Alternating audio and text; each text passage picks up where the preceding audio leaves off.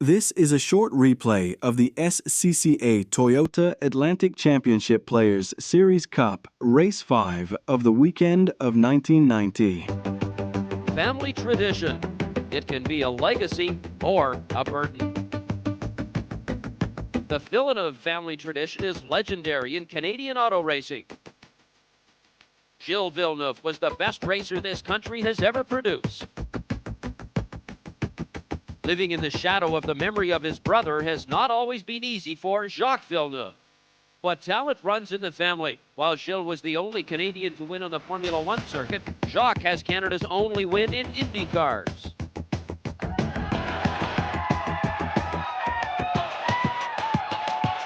His success did not last on the Indy circuit, and while Jacques Villeneuve may be one of the most talented drivers in Canada, he is struggling to reach the top again.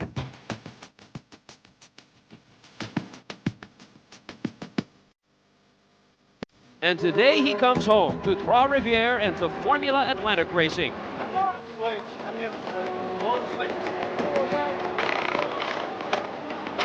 Welcome to Trois Rivières, Quebec, and round 6 of the Players Limited Formula Atlantic Series. Hello everyone, I'm Jerry Dobson, and joining me once again is Paul Chater. Right behind us, Avenue Gilles Villeneuve, and Paul, the legend certainly lives on here in Trois Rivières. Jerry, dozens of drivers have come here hoping to follow in Gilles Villeneuve's tire tracks. For Quebec drivers in particular, this is more than just a racetrack. This is Gilles' track. We have 3 drivers from Quebec in the race today. 2 of them, Christian Vandal and Claude Bourbonnais, are hoping to continue that tradition of launching their careers from this very racetrack. The 3rd driver, Jacques Villeneuve, is bringing back more than just the family name. He's bringing back a fiery style of driving, the ability to grab a car by the scruff of the neck and hurl it into a corner and then gather it all back up. It's that style more than anything else that makes this track something special. The name Gilles Villeneuve and Jacques Villeneuve, of course, synonymous here in Trois Rivières, Quebec. We talked to some of the drivers that will be involved here today and what they think Gilles Villeneuve contributed to racing. I think he made the path for Quebec drivers like for us. It's a model to look up to. So I like what Gilles did, and I'd like to go in Formula One and show the Canadians can do well. You think about him and you try to do your best, because it's really hard to achieve what he did a few years ago. I would not sort of restrict him to Quebec or St. Bertheville, but I think probably more so in Quebec, but I still think really sort of North America wide that somebody can make it into F1 from North America. They don't necessarily have to be European. And the legacy continues as the fastest qualifier for this race is indeed Jacques Villeneuve, but he has not yet made his way to the grid. Jacques posted the fastest time here in his Reynard. He has scored wins here in 81 and 89. Jacques receives the Sunoco Gold Fastest Qualifier Award for his pole position. Starting second is Brian Till, the rookie sensation who has made a strong bid for this year's overall championship.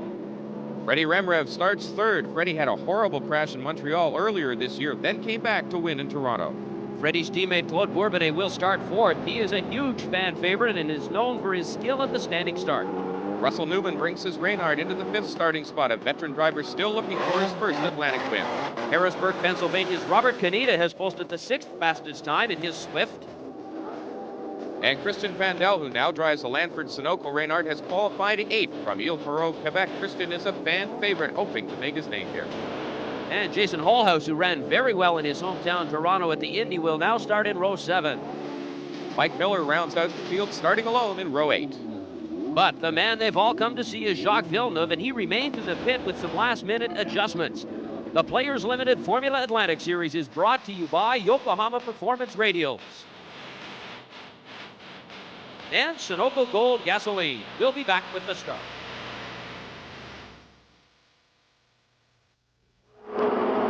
Welcome back to Trois Rivières, but we've got a problem here before this race gets underway, and it's the story of the race right here. Jacques Villeneuve, an ignition problem with his car. They've been working on it for about 20 minutes. We just have to wait and see. There is Jacques. He has to be disappointed at this turn of events. He had the fastest car here in qualifying, but now, even if they get it started, he will be relegated to the back of the pack.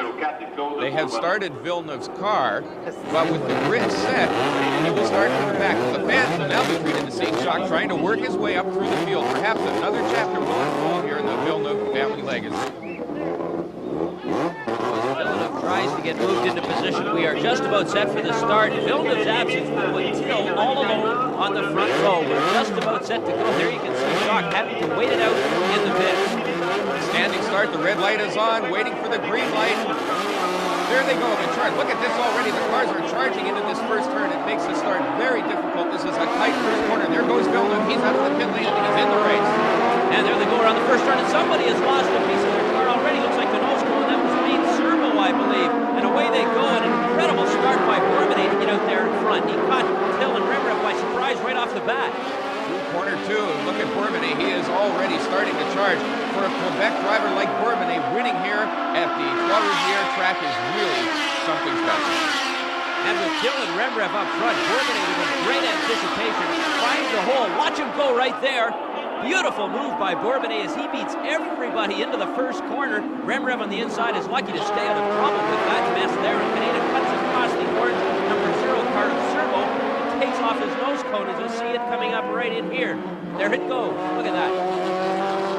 Those things are dangerous. The front parts of the wing are made out of metal and they could easily slice a tire. Back to the race action now as Bourbonnais stretches his lead down the Rue de Colonne as Till and Rhemrev continue to chase him. Here we go through the Paillet corner. Bourbonnais is really running well. The track can be hard on cars, but look at him go there. And in behind, there's the orange car of Wayne Cerbo. No nose cone. Look at that. Completely gone. That's going to destroy any downforce that he once had on the front of the car. It's going to cause the car to slide severely in the corners, and that's dangerous on a track designed to cement walls like this.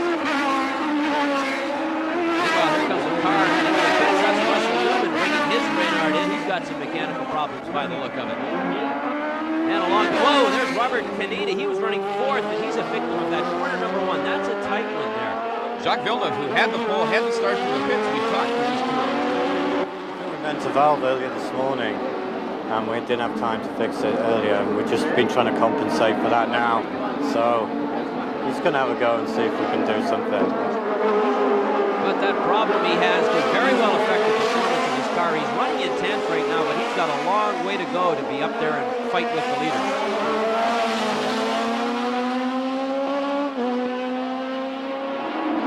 And there is your leader, Claude Bourbonnais, in car number 4, looking real good right now. He led in Montreal earlier in the year, but lost to Cunningham in the last lap, but he's going real well right now. And there's Brian Till, his car showering sparks out from underneath. He begins to push his Swift very hard, and he seems to be catching Claude Bourbonnais. Bourbonnais and Till have got a season-long battle for the overall points lead. Till didn't finish in Toronto, so Claude got some breathing room, and now Till will have to win here to get those points back. Mark Singer in 9th place is being chased by Jacques Villeneuve. Jacques' car does not seem to have the power of the other cars. Last year, Jacques got into a rented car and won this race. But so far, he hasn't had too much luck in this rented car. It appears that the car is unable to perform as well as it did in practice yesterday. So big problems for Jacques Villeneuve. He started out of the pits, and well, you can tell they don't look too happy about this turn of events at all. Onto the avenue, Gilles Villeneuve. Jacques continues to chase Mark Singer for the 9th position. Jacques trying to get everything out of his car. As a 1980 and 81 series champion, he knows how to drive an Atlantic car, especially on this track. Whoa, they touch though. There's Jacques and Mark Singer touch, and that bends the front wing. It looks like a Villeneuve's car, so he's got more problems. And there's another car in trouble there under the Duplessis arch. That's car number 15, Peter Faucetta. Let's look at that. Now under the replay, he just simply lost him. He put the brakes on, the car slid sideways, and Charlie Batka Jr. in the red car was lucky to get around him. Now back to Jacques Villeneuve, bent wing and all. He continues to chase Mark Singer. There he is in front of the home crowd. Even though he's 10th, they still love him here every time he goes by. Down the Rue de Colonne, Villeneuve continues to battle with Singer for 8th place. The town of Berthierville, the birthplace of the Villeneuves, is not very far from Trois Rivières. So if Jacques has a home track, this is it. Coming down through Villeneuve corner as Jacques continues to try and fight his way around the car. Number 12, that's Mark Singer, but Singer just won't give him any room. You know, with Villeneuve not running regularly in the series this year and then returning to capture the pole here this year, we asked Jacques whether he thought the other drivers saw him as a spoiler.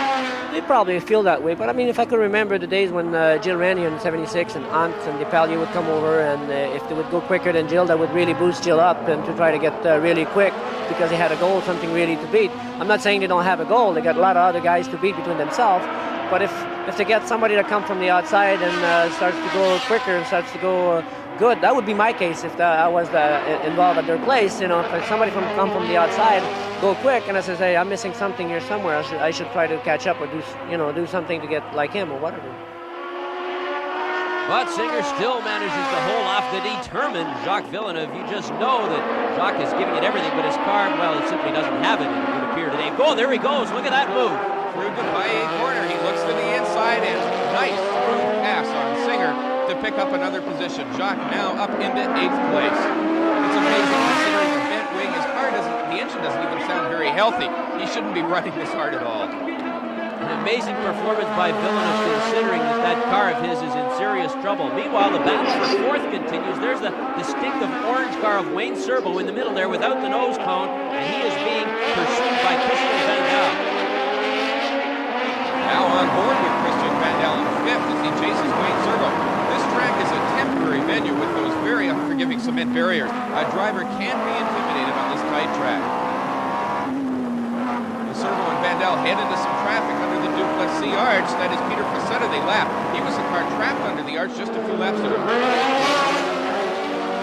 These cars will be heading down the fastest part of the track coming up here. There we go as Vandal continues to chase Cerbo. Both drivers in their rookie season with Vandal starting his first race in a new car.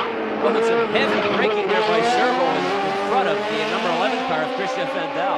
The reason Cerbo has locked up his brakes is he's got no front wing, which means he has no downforce on those front wheels. It makes the front of the car very light. When he jams on the brakes, those wheels have a tendency to lock on him. It's going to be very difficult to drive on this track. Now the leaders are coming around and they are starting to lap Villeneuve and Singer. There you can see Villeneuve and Singer, and there comes the leader, Claude Bourbonnais, right in behind, and he continues to lead Brian Till. Claude will have to be careful here in traffic. He doesn't want to lose time, nor does he want to risk damaging his car on this tight track. And so a look at the standings after 18 laps. Claude Bourbonnais comfortably in front. Chasing him is Brian Till.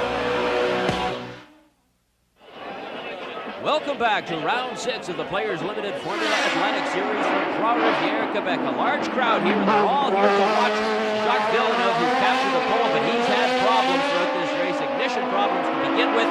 Claude Bourbonnais is comfortably in front. Jacques in the number 90 car is now about to be lapped by the leader. Another of Quebec's driving sensations, Claude Bourbonnais. Claude managed a great start and has led ever since. Behind Claude in the white car number 22 is Brian Till. He's Claude's main rival as he will try and get by Jacques Villeneuve here. He is in second spot. Coming onto the front straight, Brian Till seems to be gaining a little ground, but as we mentioned earlier, this track here is hard on equipment as Bourbonnais is really close to the edge there. In turn 1, you can see Bourbonnais sawing away on the wheel of the car to try to keep it under control. The track is slippery. Till lost some ground in the points race after an unfinished race in Toronto with Claude Bourbonnais. So the race is really important to both drivers.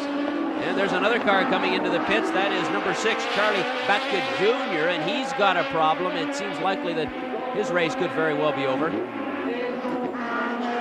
Meanwhile, there's Wayne Cerbo without that nose cone, and he's continuing in that battle for 4th position. Number 11, Christian Vandal chases Wayne there under the Duplessis arch. Cerbo seems to be able to hold off the charging Vandal, but Vandal, another Quebec driver, a childhood friend of Bourbonnais, is driving an inspired racer this afternoon. Here we are in car on board with Vandal in 5th spot. That is Cerbo directly in front of him as Vandal seemed to pick up a little ground there, and then he loses it again. Down the long straightaway, the engine's the same, Toyota Motors, but the chassis are different. Cerbo in a Swift, Vandal in a Reynard, and so far this year, the battle between the Swift and the Reynard has continued, but no car has come out with a clear advantage. Christian Vandal, who only started racing Atlantics earlier this season in Montreal and spun out on the warm-up lap, well, I think he's a lot more comfortable right now in this car. Now back to the leaders. There is Bourbonnais in car number 4. He's continuing to be chased by number 22, Brian Till, and Till is right on him. Through the Paillet corner, Till seems to have turned it up a notch. Perhaps he is tired of waiting and will now chase Bourbonnais for the lead. He's been sitting in second for now. Claude Bourbonnais in car number 4. He's driven a fine race so far. If he can keep this up, this will be his. But Till is doing quite a job in behind him. Lapping number 5, Dennis Ferreira. Bourbonnais has to be careful as he gets to the traffic here. This track is so short that it seems you are continually Bourbonnais in the lead, Brian Till right behind him. Till seems to be gaining ground. Maybe Bourbonnais slowing down a little bit. Where are they going? Oh, there may be a problem with Bourbonnais. There is definitely a problem. There is smoke coming out of the left rear wheel well. Now, that's not an engine problem. It looks as though it could be a wheel bearing. It is overheated.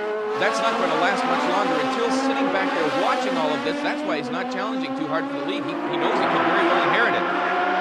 Bourbonnais is still in front. Brian Till just comfortably in behind him. Claude's team has had great success in making the Renard competitive chassis here. Claude Bourbonnais still in front. Brian Till behind him. Okay, there goes Bourbonnais. He's lapping teammate Russell Newman and his number 51 Reynard. Now perhaps Till will back off and continue to wait and see if Claude is indeed having serious problems. And there goes Till by Newman as well. You can see the smoke continues to come out the back of Bourbonnais' car. Till playing a waiting game at this point. Meanwhile, in behind, there's that battle for fourth. Cerbo in the orange car without the nose cone. Christian Vandal chasing him. They're coming up on car number 12, Mark Singer. They're about to put him a lap down.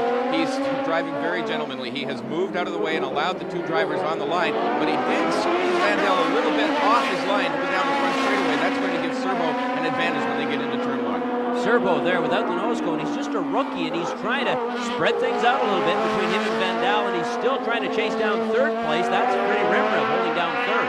There's Rhemrev there. He's all alone on the track. He is well ahead of Cerbo and well behind Bourbonnais and Till. Meanwhile, Jacques Villeneuve, battered car number 90 in 7th place. His car had earlier ignition problems, and that's hampered his performance all day long. And there's the leader, Bourbonnais, having trouble there, braking too hard perhaps. He braked too late and locked up the left front as he continues to lead Till.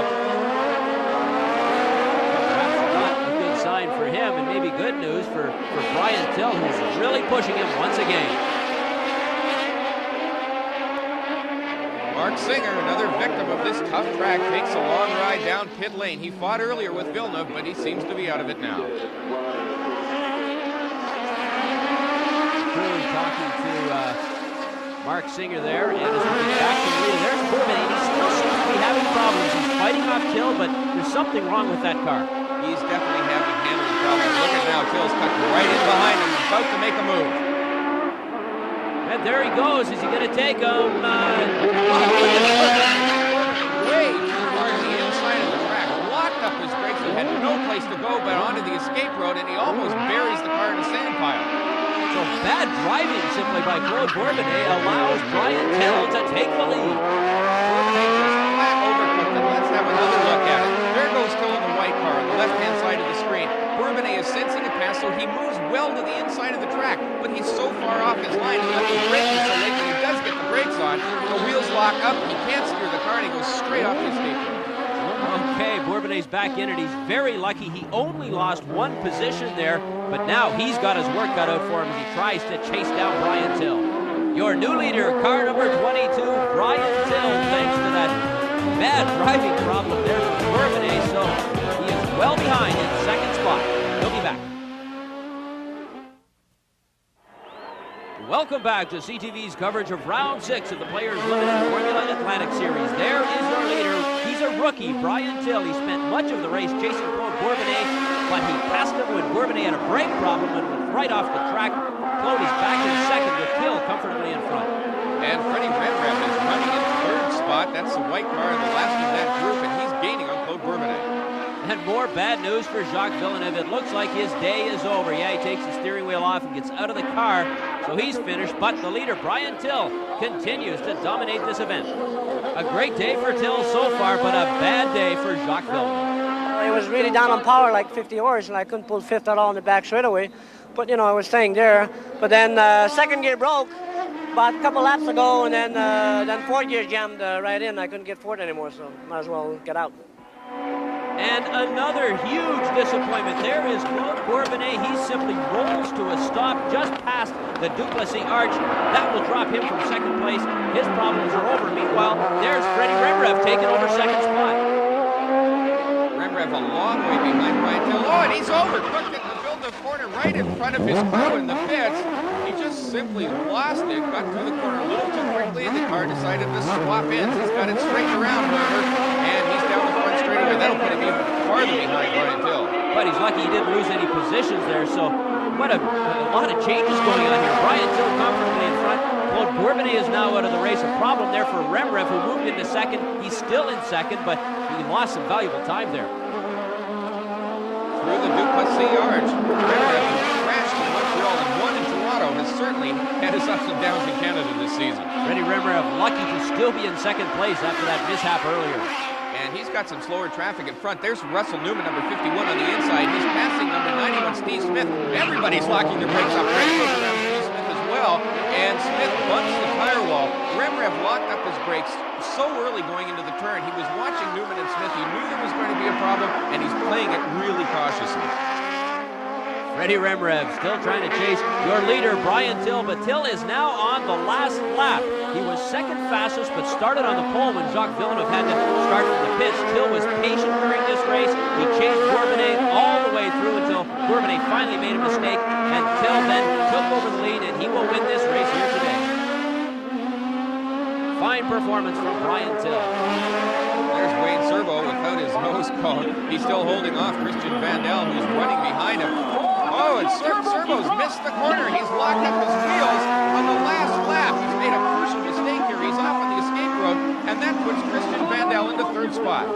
So another guy simply misses a corner, locks his brakes off the track. Vandal moves up into third, but your winner will be Brian Till from Hamilton, Ohio. No problem for him here today as he simply overtook Bourbonnais when Bourbonnais made a terrible mistake right off the track. Brian Till then took over the lead. He was chasing Bourbonnais all day long, waited for the moment, and then it came, and Brian Till is the winner here this afternoon. A fine race for Brian Till as he waited for his moment, and it came. Freddy Rhemrev finished second, followed by Christian Vandal in third place. As we look at the top 10, Claude Bourbonnais managed to finish in 10th spot. And the Yokomotion Award goes to Canadian Christian Vandal, who started 8th and drove well all day to finish in third on the podium. The Quebec native gave the fans a lot to cheer about here this afternoon. And the man with the checkered flag is Brian Till, who took over from Bourbonnais when he went off the track. Till wins here today.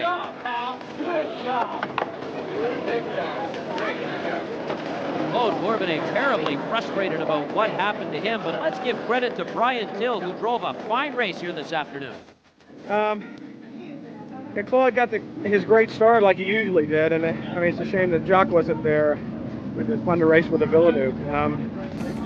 But Claude got a great start, and I just decided that we were leaving Freddy pretty well, and that I would just run with him for a while and not really look for an opening. And I don't know if he had problems with the motor or the wheel bearings or what. He took the left side of the road at the end of the straightaway to take the line away, and I went to the right, but locked up all four wheels and went straight off the end. And from that point on, it was pretty much smooth sailing. I kept coming by and seeing the board and a bigger and bigger gap, and I didn't know what was going on behind me, but I just tried to settle into a pace and not let my mind wander too much, and stick to the business at hand and bring it home. And bring it home he did. The fans enjoying a great race here today with Till the winner, Rhemrev in second, and Christian Vandal, who had the crowd on his side, finished third.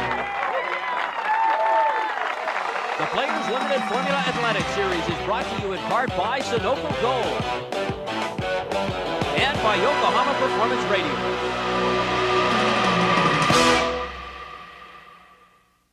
Like and follow for more.